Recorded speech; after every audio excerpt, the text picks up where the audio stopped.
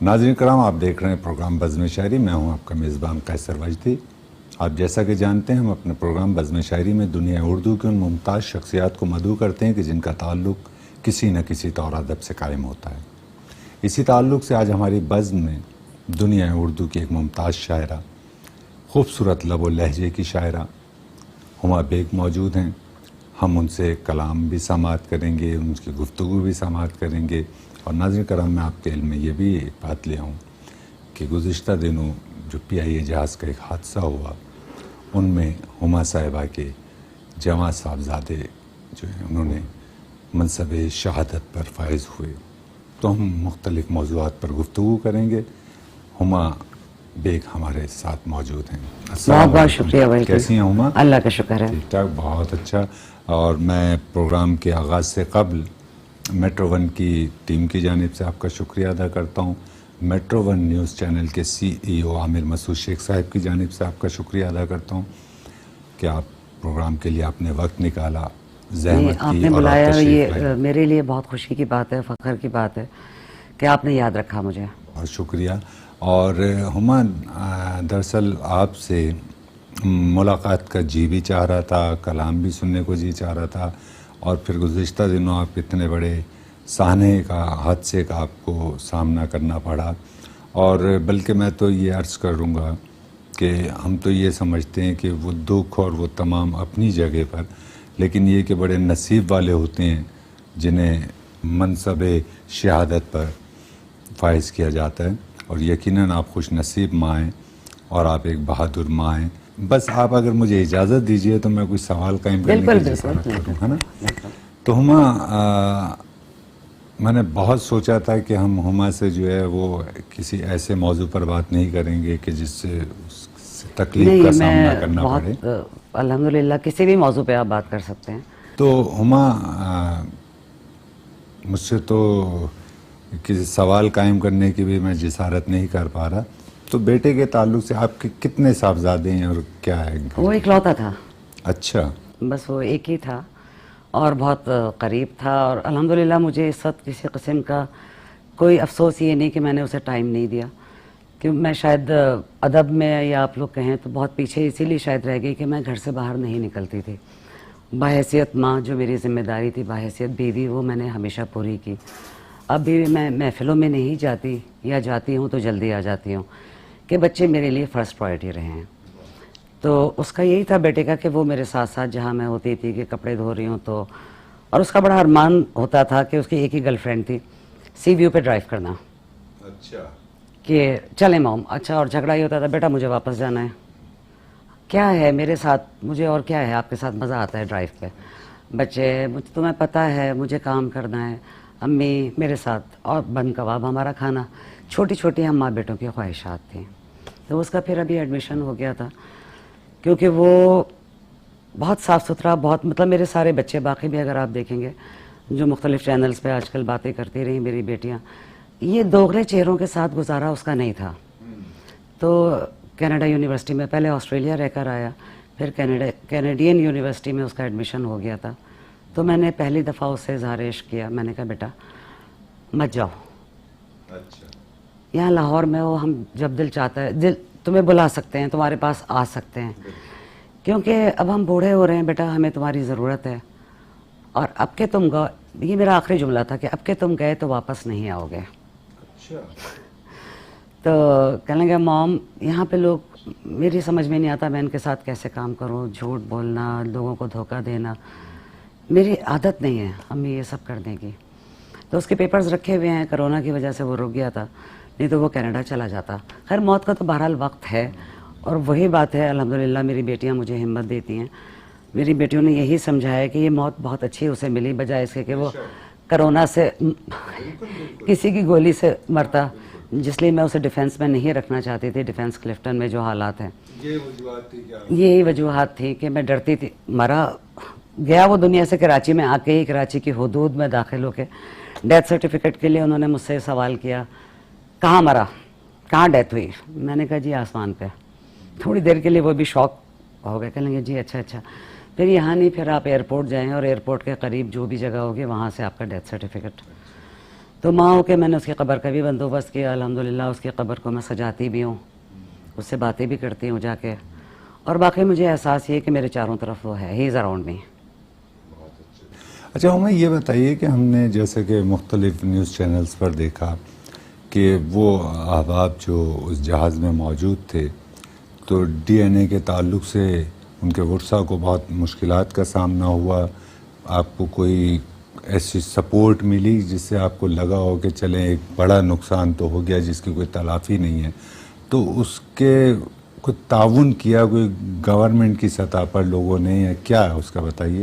نہیں جی, گورنمنٹ کی کوئی پی آئی اے کا کاؤنٹر نہیں تھا, کسی قسم کا کوئی کاؤنٹر نہیں تھا, نہ پی ٹی آئی والے تھے.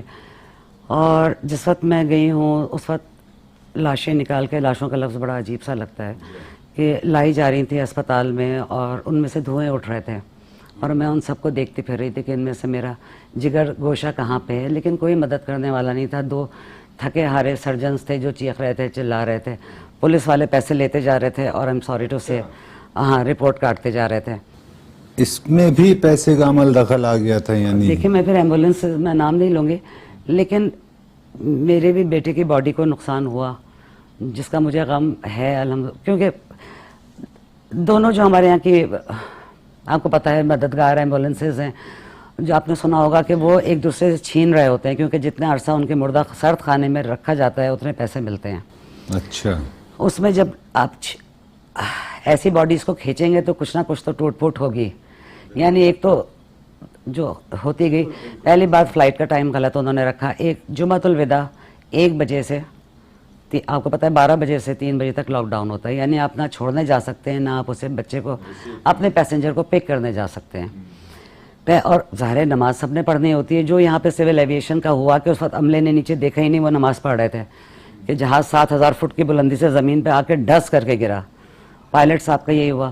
خیر یہ الگ اسٹوری ہے. ڈی این اے میں نے دے دیا, انہوں نے 48 گھنٹے مجھ سے کہا انتظار کرنے کے لیے. 48 گھنٹے میں نے انتظار کیا. میرے داماد, میرا بھتیجا سرد خانوں میں پھرتے رہے, میں پھرتی رہی.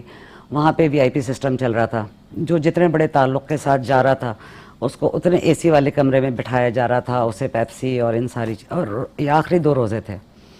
اور میرے بچے جو تھے ظاہر کرونا پیشنٹس بھی تھے, وہ باہر دھوپ میں گرمی میں کھڑے ہو رہے تھے. 48 گھنٹے میں نے بھی انتظار کیا. وہاں معلوم ہوا صرف تعلقات پہ لاشیں اٹھائی جا رہی ہیں. میں نے کہا اچھا یہ ہے تو پھر یہی صحیح. میں نے کہا پھر میں بھی کوئی ایسی بے آسرا نہیں ہوں. پھر میں نے بھی جتنے ٹیلی فونس تھے وہ گھمانے شروع کیے. پھر ہم نے اپنی کمپین شروع کی اور میں نے اپنا پرائیویٹ, ہمارا پورا گروپ ہے, 45 باڈیز بغیر ڈی این اے کے دفنا دی گئیں جو سندھ میں. کوئی ڈی این اے نہیں ہوا ان کو؟ کوئی ڈی این اے نہیں. کہ دانتوں کی تصویر, کہ میں اپنی ہنستی ہوئی تصویر بھیجوں اور میرے بیٹے کی ہنستی ہوئی تصویر ہوگی تو دانتوں, یہ تو نہیں ہوتا یار. یہ تو میتھڈ میرے خیال میں شاید بہت پہلے کبھی ہوتا ہوگا. لاہور فرانسک والے جو لے گئے تھے 50, تو میں نے اپنا خود ڈی این اے کیا. فلائٹ اٹینڈنٹ بیچاری Shazia, I am sorry to say, اس نے ہم 20-25 لوگوں کے سیمپلز لیے اور لاہور فرانسک والوں کو پہنچائے. 4 گھنٹے میں رپورٹ آ گئی. اور وہ اگر اس وقت نہیں ہوتا, میں اس دن میری ہمت ختم ہوئی ہوئی تھی, تو وہ باڈی بھی کسی اور کو دے دیتے ہیں. وہ جا کے ہم نے پھر ٹیگ کروایا. ہم نے کہا نہیں, اب یہ باڈی آپ کسی اور کو نہیں دیں گے. تو سندھ میں ڈی این اے پہ کچھ بھی کام نہیں ہوا. جو ہوا لاہور سے ہوا. اور آپس میں یار لاہور سندھ, دیکھو وجدی بات یہ ہے, ہم ایک ملک میں رہتے ہیں, ہم پاکستانی ہیں, ہم پہلے مسلمان ہیں, ہم پاکستانی ہیں. بالکل. اگر لاہور فرانس کام کر رہے ہیں نا ڈی این اے, ٹھیک ہے, وہ لوگ کر تو رہے تھے. آپ لوگوں نے جو غلط لاشیں دفنا دی, آج یہی جھگڑا ہو رہا ہے کہ کتبے بدل دیے جائیں. مجھ سے انہوں نے کہا جی آپ ہمیں باڈی دفنانے دیں, بعد میں کتبہ بدل لیں گے.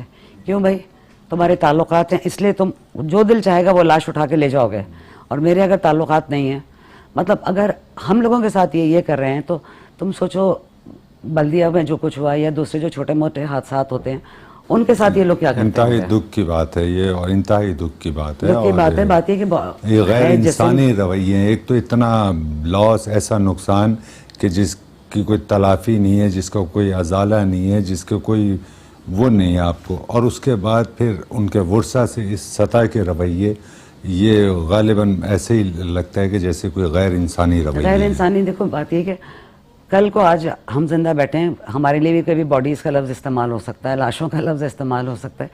آج ہم دوسروں کو عزت دیں گے تو کل کو ہمیں بھی عزت ملے گی. بالکل ایسے ہی. اور میں تو یہ سمجھتا ہوں ہما کہ وہ لوگ جو اچھے منصبوں پر ہیں اور وہ لاشوں پر سیاست کر رہے ہیں اور وہاں پر بھی وہ پیسے بنانے میں لگے ہیں, پیسے بنا رہے ہیں, تو بالکل انہیں تعلقات شاید بنا رہے ہیں. ہاں, انہیں شاید یہ یقین نہیں ہے کہ انہیں بھی مرنا ہے, ارے بہت سارے اور نام انہیں میں بھی لے سب سکتی یہی ہوں, سہنا ہوگا. یہی سب کچھ سہنا ہوگا جس وقت آپ ہاتھ بھی نہیں ہلا سکتے, کیونکہ میں دیکھیں وہ تقریباً روز بھی اسی سسٹم کا حصہ اسی ہیں. سسٹم کا اس حصہ ہے. سسٹم میں اگر ہم پس رہے ہیں تو ایسا نہیں ہے کہ وہ اس سسٹم سے باہر ہیں.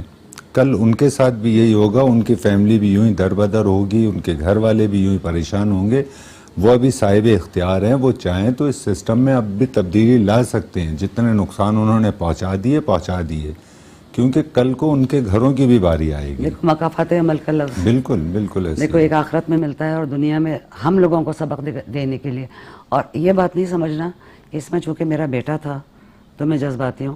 جس وقت نہیں, میں کا آپ ہوا, کو چونکہ بہت اچھی طرح سے جانتا ہوں, آپ کے لیے سب کا دکھ ایک جیسا ہی ہے. میں نے ایئر بلو والوں کے لیے میں اسی طرح روئی تھی.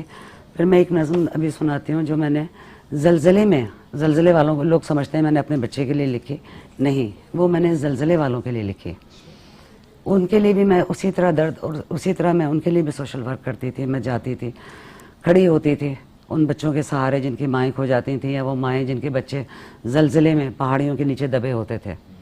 تو یہ سب لوگ حیران ہوتے ہیں کہ اچھا یہ آپ نے ابھی لکھی. میں نے کہا نہیں, یہ ابھی نہیں لکھی, یہ میں نے اس وقت ان کے لیے لکھی. تو میں ہر ایک کا درد اسی طرح, میں اس طرح نہیں کرتی کہ میں ابھی پارٹی کر رہی ہوں کہ میرے یہاں تو نہیں ہوا. جب تک آگ ہمارے دروازے پہ نہیں آ جاتی وشنی, ہماری آنکھ نہیں کھلتی. ہمیں احساس نہیں ہوتا, ہمیں ارد احساس گرد کے نہیں ماحول ہوتا. سے ہم بالکل غافل رہتے ہیں. ہم ہمیں غافل دوسرے کا دکھ اپنا دکھ نہیں لگتا. ہمیں اپنا دکھ نہیں لگتا. اور کیا دیر لگتی ہے یار. میں بھی تو بیٹھی ہوئی تھی نا انتظار میں, موبائل پہ نظر جما کے کہ کب موبائل آن ہوتا ہے, اور میں ٹہل رہی تھی کہ کب موبائل آن ہوتا ہے. کہ وہ ایک لمحہ, ایک سیکنڈ, صرف میرے شوہر نے 3 جملے کہے فون پہ آئیے لاہور, اور مجھے اشارہ کیا ٹی وی کھولنے کا. میری زندگی وہیں پہ وجدی رک گئی, ختم ہو گئی. میرے دماغ میں دوسرا آیا ہی نہیں کہ وہ کہیں زندہ ہوگا یا کچھ ہوگا. میرے لیے بیٹا میرا رخصت ہو چکا تھا کہ وہ گیا اس دنیا سے. پھر یہی تھا کہ بہت سارے سوالات ہیں دماغ میں آتے ہیں کہ کیسے ہوا ہوگا, کیا ہوا ہوگا. بہرحال جو بھی ہوا ہوگا وہ آدھے گھنٹے کا کام تھا جو اس نے اگر تکلیف اٹھائی. باقی آخرت میں اللہ تعالیٰ اسے سرخروئی عطا فرمائے. بالکل, وہ تو ہمیشہ رہنے والی زندگی ہے. مجھے بلکہ ابھی ہم آف دی کیمرہ آپ سے یہ شرف حاصل ہو رہا تھا گفتگو کا, تو آپ نے جس طرح سے نشاندہی کی کہ اتنے کم ظرف لوگ ہیں کہ یعنی وہ دکھ بانٹنے کے بجائے وہ اس پر بھی تکرار کر رہے ہیں کہ شہید ہیں یا نہیں ہیں. ہاں, اس بات پہ بھی مجھ سے آخری ایک ماہ سے وہ یہ بحث کر رہے ہیں کہ وہ شہید نہیں تھا. یہ آپ کیسے کہہ سکتی ہیں کہ شہید تھا؟ وہ جہاد پہ تو نہیں گیا. میں نے کہا دیکھیں, میں اس بات پہ میں ایک ہی جملہ کہتی ہوں جو میں نے پریس کانفرنسز میں بھی کہا. معاشرے کا حصہ ہیں ہم, اور یہ ہمارے ارد گرد کون لوگ ہیں. لوگ اسی طرح کے بالکل, مطلب وہ تو سمجھ میں ہی نہیں آتا کہ کون لوگ ہیں, یہ کیا بات کر رہے ہیں, یہ مطلب ان کے مسائل کیا ہیں. مسائل کیا ہیں بھئی؟ اگر کوئی ہے جو آگ سے جل کے مرا ہی تو شرح میں ہے. اور روزہ جمعۃ الوداع کا دن, جمعے کی نماز کا وقت, تو اگر اس وقت میں وہ گیا اور آگ سے جلنے کی جو ایک تکلیف اس نے برداشت کی, چاہے 15 منٹ, کیونکہ ایک سوال جو مجھے اور میرے شوہر کو پریشان کرتا رہا, کیونکہ وہ ہیلتھ کانشیس تھا اور بہت ایکٹیو بچہ تھا, کہ اس نے نکلنے کی کوشش کیوں نہیں کی. جیسے اور 7 لوگوں نے چھلانگ ماری, اور یہ ونگ کے ساتھ ہی تھا, یعنی جو 2 بچے ہیں ان کے ساتھ تیسرا میرا بیٹا تھا. تو وہی ہے کہ جو پہلا اس نے پائلٹ مرحوم نے ٹچ ڈاؤن کیا, اس میں چوٹ آئی, اس میں شاید وہ بے ہوش ہوا, نہیں تو وہ نکلتا ضرور, اٹیمپٹ ضرور کرتا بھاگنے کی, چھلانگ ضرور لگاتا, کہ اسی میں وہ ختم ہوا. گردن کی ہڈی ٹوٹی, جو پوسٹ مارٹم رپورٹ میں بھی آیا ہے. اچھا, تو اب اس میں یہ بحث, تو پھر وہ یہ کہ حسبنا اللہ و نعم الوکیل, نعم المولا و نعم النصیر, اللہ تعالیٰ ہی فیصلہ کرنے والے ہیں. میں نے اپنا وکیل جو ہے نا, یہاں دنیا میں تو مجھے انصاف نہیں مل سکتا, پھر اگر میں نے مقدمہ اللہ کی عدالت میں دائر کر دیا تو پھر فیصلہ بڑا سخت آئے گا. بالکل. اور ان لوگوں کا جنہوں نے یہ رویے رکھے ہیں تو ان کا کیا ہوگا؟ اگر ان کا تو نظر آ رہا ہے, اپنا وہ فیصلہ دیا تو یہ تو کہیں کے نہیں رہیں گے. وہ تو دے گا فیصلہ, اس نے تو کہا ہے. اور ذرہ برابر بھی تم نے اگر کیا, فَمَن يَعْمَلْ مِثْقَالَ ذَرَّةٍ خَيْرًا يَرَهُ, جتنا ذرا سا بھی خیر کیا. الحمدللہ میرا بیٹا بھی, میں تمہیں بتاؤں کہ وہ جانوروں سے محبت کرنا, بلیوں کو کھلانا, غریبوں کے کام آنا, انہی سبھی چیزوں میں رہتا تھا. اور اللہ تعالیٰ نیچر سے محبت کرنے والے کو کرتے ہیں. جو اس کے ڈرائیور یا کوئی بھی اگر آئے میرے پاس تو انہوں نے جو مجھے باتیں بنائی میں سمجھتی تھی کہ شاید اس کا کوئی دوست نہیں ہے. لوگوں نے مختلف باتیں تو مجھے اندازہ ہوا کہ واقعی میں میرا بیٹا میرے ساتھ ہی نہیں دنیا کے ساتھ بھی اچھا تھا. بہت اچھے رویے تھے, سب اس سے محبت کرتے تھے, بہت اچھے. ہما ہم گفتگو اور شاعری کو یوں ہی لے کے چلتے ہیں کرتے ہیں. ناظرین کرام, ہم اس وقت ایک وقفے کی اجازت چاہ رہے ہیں آپ سے. وقفے سے دوبارہ حاضر ہو کر ہما بیگ سے کلام بھی سماعت کریں گے اور ان سے گفتگو کا سلسلہ بھی دراز کریں گے. ناظرین کرام, ہم وقفے سے حاضر ہو چکے ہیں. ہمارے ساتھ پروگرام بزم شاعری میں موجود ہیں خوبصورت لب و لہجے کی شاعرہ ہما بیگ, جو اپنے گفتگو آپ کی سماعت تک منتقل کر رہی ہیں اور خوبصورت کلام آپ کی سماعتوں تک منتقل کریں گی. ہما, تھوڑا سا اگر بے وزن ہو جائے وجدی, نہیں کیونکہ میں اس کی آپ کو وضاحت کر کوئی دوں. کہیں نہ کہیں ناظرین آنسو کرام, معاف آئے کیجیے گا, گا. آپ کی اجازت سے میں آپ سے محبت کرنے والوں سے کچھ گفتگو کر لوں. آپ بالکل اجازت ہے. ناظرین کرام, کہیں کہیں ایسا بھی ٹھیک ہے کہ شاعر یا شاعرہ وہ اپنے تمام خوشیاں, اپنے تمام دکھ, ان کے بہترین اظہار کا ذریعہ ان کی شاعری ہوتی ہے. کہیں کہیں آپ کی شاعری بھی آپ کا ساتھ چھوڑ جاتی ہے. آپ کے پاس وہ الفاظ نہیں ہوتے جن میں آپ اس غم کو ڈھال سکیں. تو اس وقت ان بہور کی ضرورت نہیں ہوتی, بلکہ ان اہم خیالات کی, اور وہ جو آپ کے محسوسات ہوتے ہیں, جو آپ کے احساسات ہوتے ہیں, انہیں جاننے کی ضرورت ہوتی ہے. تو ہم ہما بیگ سے یہ کہیں گے کہ وہ جو بھی سنائیں گی وہ ہمارے لیے بہترین شاعری ہوگی. چلیں, بہت بہت شکریہ. کوئی بھی ہو بہانہ تیری نظر اتاروں, کوئی بھی ہو بہانہ تیری نظر اتاروں, دنیا سے تیرا جانا تیری نظر اتاروں.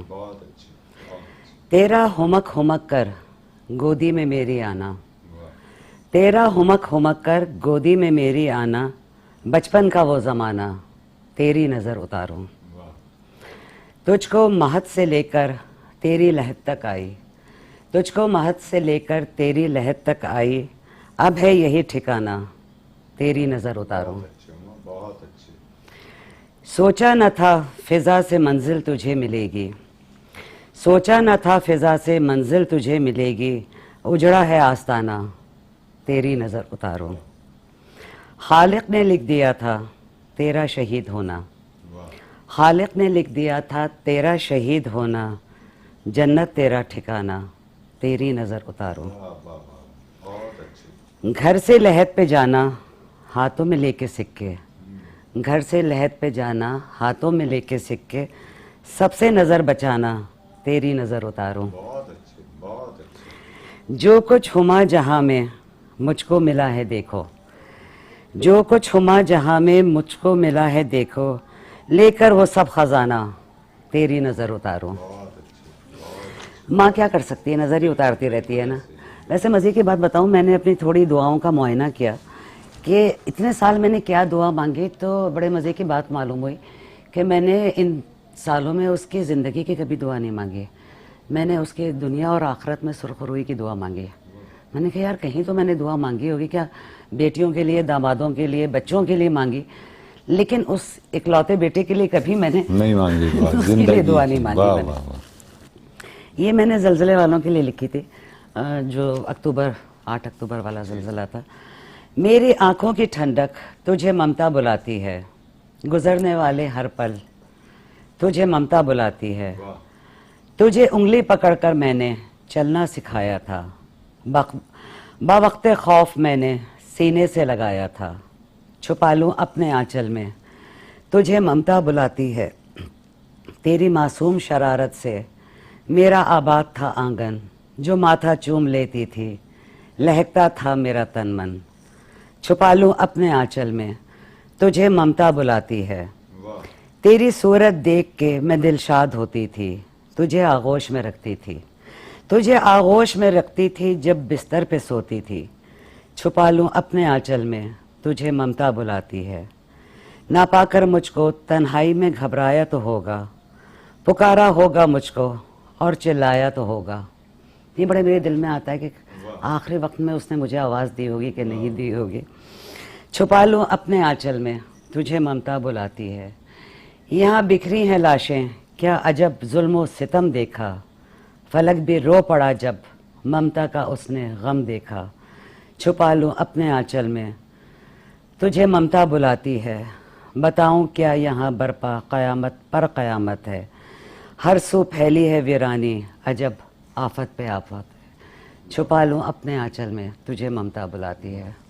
تو یہ آپ نے جیسا کہ عرض کیا کہ یہ زلزلہ جو تھا اس وقت یہ کہی جی، تھی، اس لیکن یہ بالکل ایسے ہی لگتا ہے کہ جیسے یہ اس کی وجہ یہ کہ آپ کے لیے تمام ماؤں کے دکھ ایک جیسے ہی ہیں، آپ سب کو ویسے ہی فیل کرتی ہیں. دیکھو اس میں یہ تھا کہ زلزلے کا تو شاید اللہ تعالیٰ مجھے مینٹلی، میں نے افسانہ بھی اس کی موت پہ جو میری کتاب آ رہی ہے تماشا میرے آگے ہوتا ہے شب و روز، اس کا وہ میں نے نکالا ہے. تو اس میں افسانہ شامل ہے جو میں نے اس کے مرنے پہ لکھا تھا آج سے کوئی میرے خیال میں 7 سال پہلے. لیکن اس میں خواب ہے کہ میری آنکھ کھل جاتی ہے.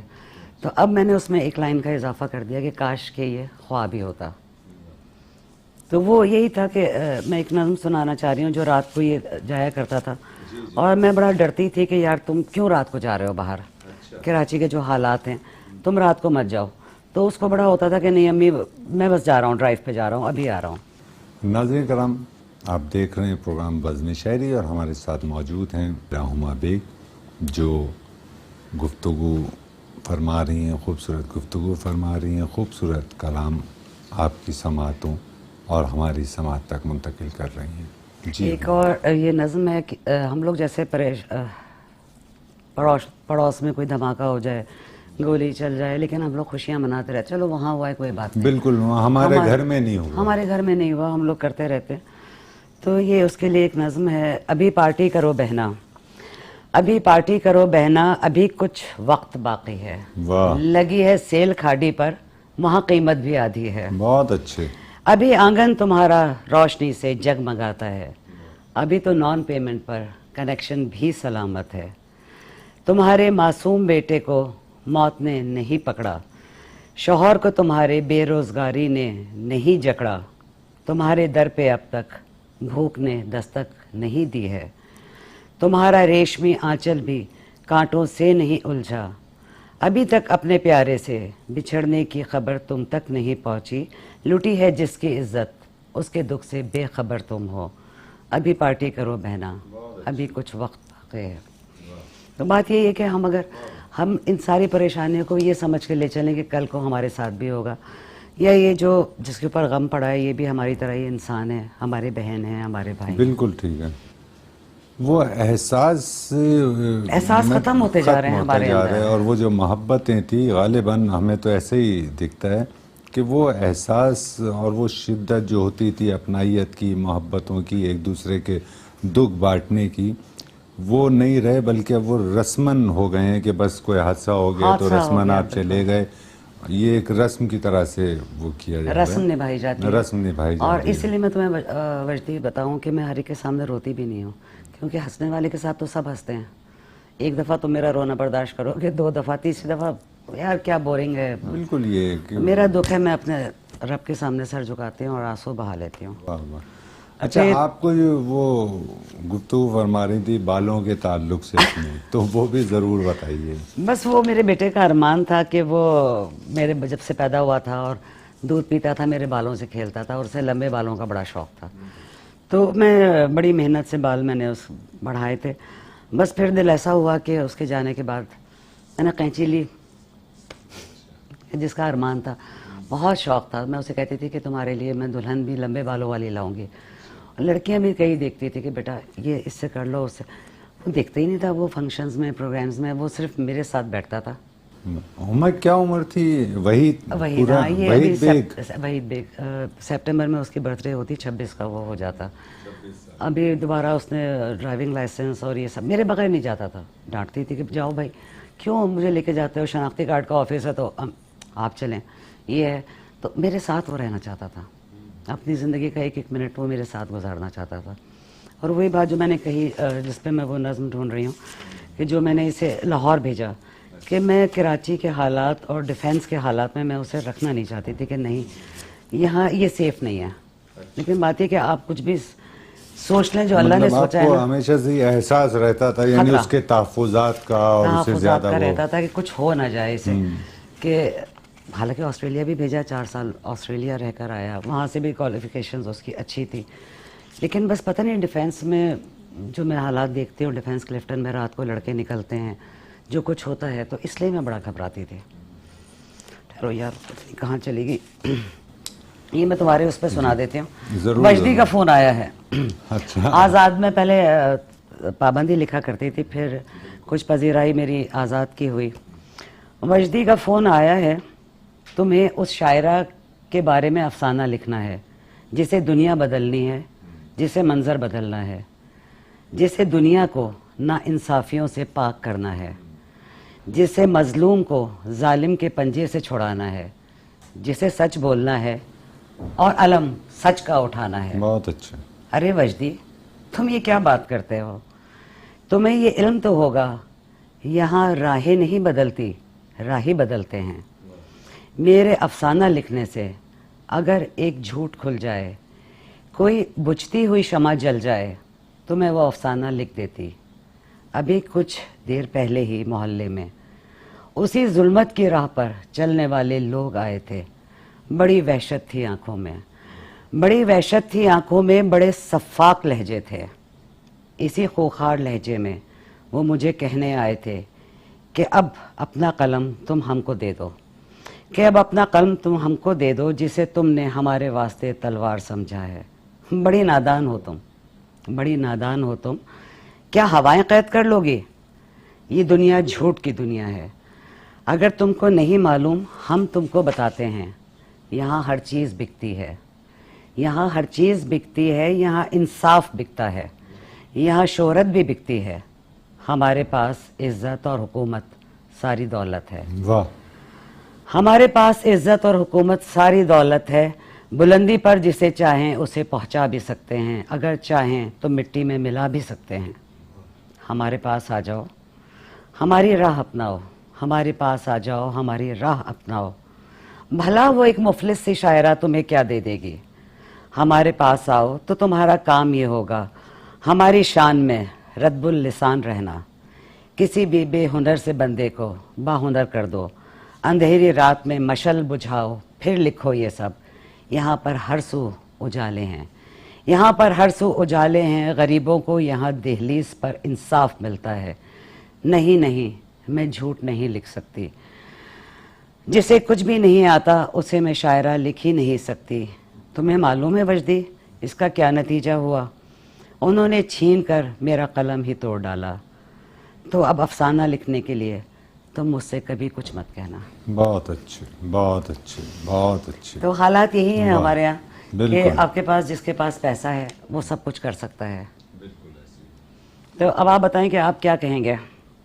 अब मैं तुमसे ही सवाल करने नहीं, शुरू बिल्कुल कर देती आपने हूँ. दुरुस्त कहा. और बल्कि मैं तो ये कहूँगा हुमा कि आगाज़ में जिस तरह से हमने कहा कि मैं तो हैरान हूँ कि जाने मतलब हम खुशनसीब लोग हैं कि हमारा ताल्लुक़ जिस मज़हब से है तो उससे भी लोग एक लम्हे के लिए बिल्कुल फरामोश कर देते हैं.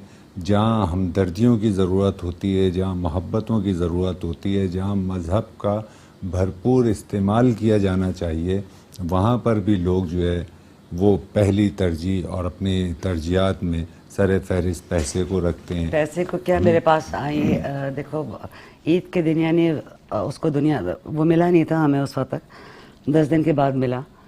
तो मैंने फ़ोन किया जिन लोगों के लिए मैं काम करती हूँ, मतलब मैं काम नहीं करती, एक हुक्मरान पार्टी को फ़ोन किया क्योंकि कब्रिस्तान उन्हीं के अंडर आता है. ईद का दिन था. उन्होंने मुझसे ये भी नहीं पूछा कि आप ईद के दिन किसके लिए कब्र की बात कर रही हैं. नाम मैं नहीं लूँगी उस शख्स का. खबर हाँ मिल जाएगी आपको जी, अच्छा आप मेरे पीए से बात कर लें. मैंने कहा बात सुने, कोई तहजीब होती है. ईद के दिन एक खातून आपको फ़ोन कर रही है जिनको आप जानते हैं और कब्र की बात कर रही हैं, तो आप ये तो भी नहीं पूछें जानना चाह रहे कि आप क्या, किसकी डेथ हो गई जो आप ईद के दिन किसी के लिए कब्र की बात कर रहे हैं. हाँ तो किसकी डेथ हो गई. मैंने कहा थैंक यू वेरी मच. मैंने कहा मुझे अब आपको बताने के ऐसे लोगों पे मैं अपने अल्फाज ज़ाया नहीं करती. खबर मिल गई. मैंने कहा अगर आप नहीं भी कहते तो दूसरी पार्टी में अपोजिशन के पास भी जाके حاصل کر سکتی تھی قبر کی جگہ. اب دیکھیں دکھ کا یہ مقام ہے کہ تدفین کے لیے اور قبر کے لیے بھی جو ہے وہ کہنا پڑ رہا ہے کہ بھائی سفارش لگانی پڑ رہی ہے بھائی. کتنے آپ کتنی تعلق لگا سکتے ہیں, کتنے ہے ہی نہیں, قبریں بھی نہیں ہے نا. یہ مجھے بتا دو کہ قبریں کہاں ہیں, کہاں آپ جائیں گے, اور جتنے آپ ہیں اتنی بڑی قبر بنائیں گے. بلکہ اب تو یہ بھی دیکھنے میں آیا ہے کہ کچھ لوگ جو ہیں وہ پہلے سے ہی پورا بکنگ کروا لیتے ہیں, وہ بکنگ کروا لیتے ہیں اور پورا پلاٹنگ کی طرح سے وہ 10 قبریں 8 قبروں کی جگہیں انہوں نے خریدی ہوئی ہیں. ہاں پوری فیملی کی.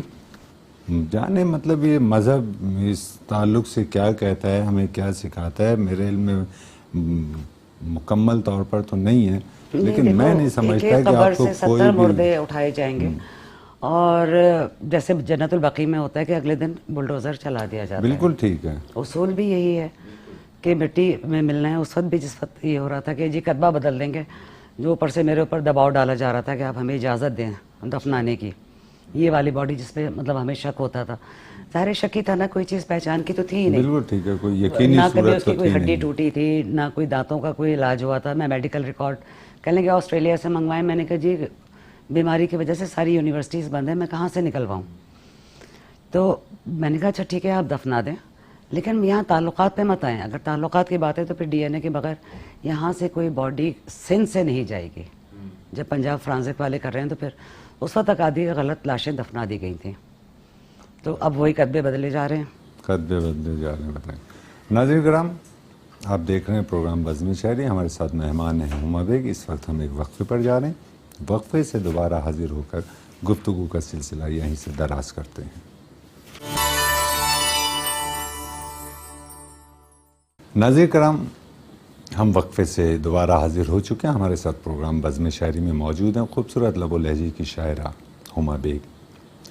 اپنی خوبصورت گفتگو, دراصل اسے شاید خوبصورت کہہ دینا ٹھیک نہ ہوگا, درد سے لبریز گفتگو آپ کی سماعتوں اور ہماری سماعت تک منتقل کر رہی ہیں.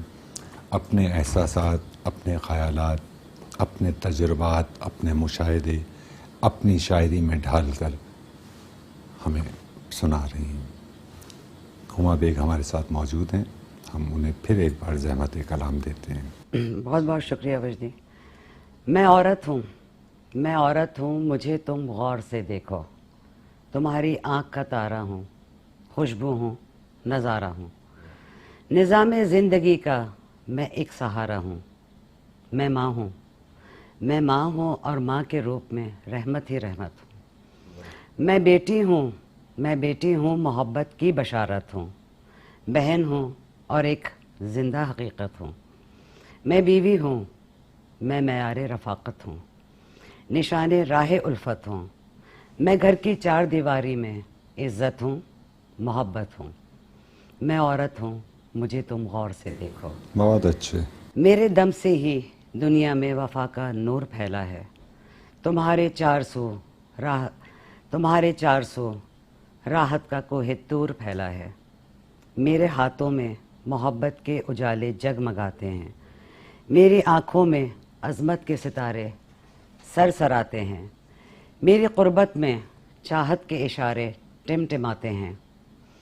رفاقت کی ہنسی دھن پر زمیں جب رقص کرتی ہے, فلک کو عکس کرتی ہے.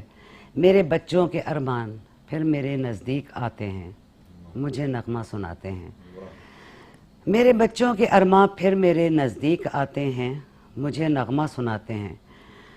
کہ مجھ کو زندہ رہنے کی نئی راہیں دکھاتے ہیں. تو پھر میں مسکراتی ہوں, فضائیں جھوم جاتی ہیں. میں عورت ہوں, مجھے تم غور سے دیکھو. بہت اچھے, بہت اچھے, بہت اچھا کلام پیش کر رہی ہیں. اور بلکہ میں تو آپ سے درخواست کروں گا کہ مزید کچھ کلام عطا کیجیے. مزید اچھا. ناظرین کرام, آپ دیکھ رہے ہیں پروگرام بزم شاعری. بزم شاعری میں موجود ہیں ہما بیگ, جو اپنے درد سے لبریز گفتگو اور اپنا کلام آپ کی سماعتوں اور ہماری سماعت تک منتقل کر رہی ہیں. جی ہما. کیوں وہ لکھیں جو دل میں ہے, توقیر گھٹائیں لفظوں کی.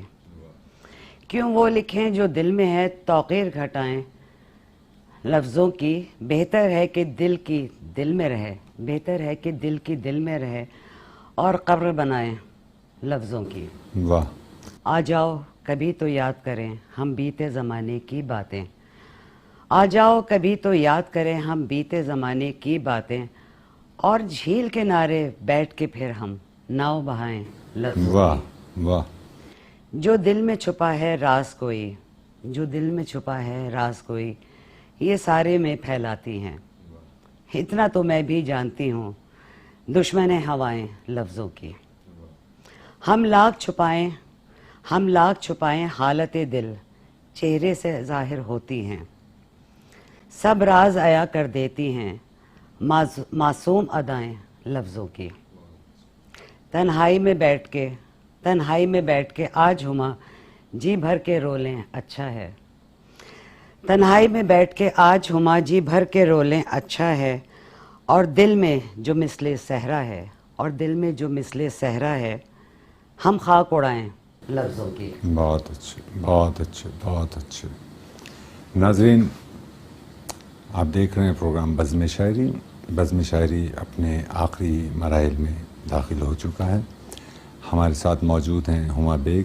ہما بیگ سے ہم درخواست کریں گے کہ وہ اپنے چاہنے والے, اپنی شاعری سے محبت کرنے والوں کو کوئی پیغام دینا چاہیں تو کیمرہ ان کے سامنے ہوا.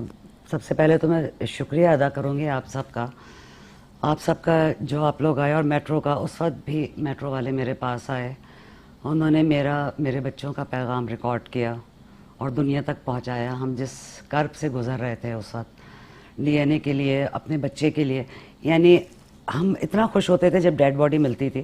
میں اور میرے ساتھ اور بھی فیملیز تھیں, جیسے ہمیں زندہ بچہ مل گیا ہو.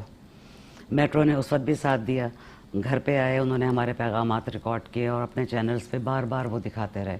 اور آج بھی میں مشکور ہوں آپ سب کی, میٹرو والوں کی, میٹرو 1 کی, وجدی نے مجھے یاد رکھا اور بلایا. اور اپنا پیغام میں یہی کہوں گی کہ کسی کے بھی ساتھ یہ واقعہ کبھی بھی ہو سکتا ہے. اگر ہم دوسروں کے لیے بھی اتنا ہی درد رکھیں, محسوس کریں, تو شاید شدت میں کچھ کمی آ جائے. بے شک. بہت بہت شکریہ, بہت شکریہ ہوں. اور میں اس پر بھی آپ کا شکریہ ادا کرتا ہوں کہ مجھے معلوم ہے کہ کئی جگہ سے آپ کو مدعو کیا جا رہا تھا, لیکن آپ نے چینلز پر جانے سے پرہیز کیا, اور آپ سے ایک محبتوں کا سلسلہ ہے, اور آپ نے وقت نکالا اور یہاں ہی آپ نے خوبصورت گفتگو جو ہے وہ ہماری سماعت تک منتقل کی, اپنی شاعری منتقل کی. میں آپ کا بہت شکریہ ادا کرتا ہوں. ناظرین کرام, ماں ایک ایسے جذبے کا نام ہے کہ وہ شاعری کی کسی بہور سے کم نہیں ہوتا وہ جذبہ. اور وہ شاعری جو ایک ماں کی شاعری ہوتی ہے, وہ شاعری کسی بھی اوزان کی محتاج نہیں ہوتی ہے. اور اصل میں وہی خیالات جسے آپ نثر میں ڈھالتے ہیں, ایکچول ہے وہی شاعری جو ایک جذبے کا, جو آپ کے درون ذات سے باہر آتا ہے.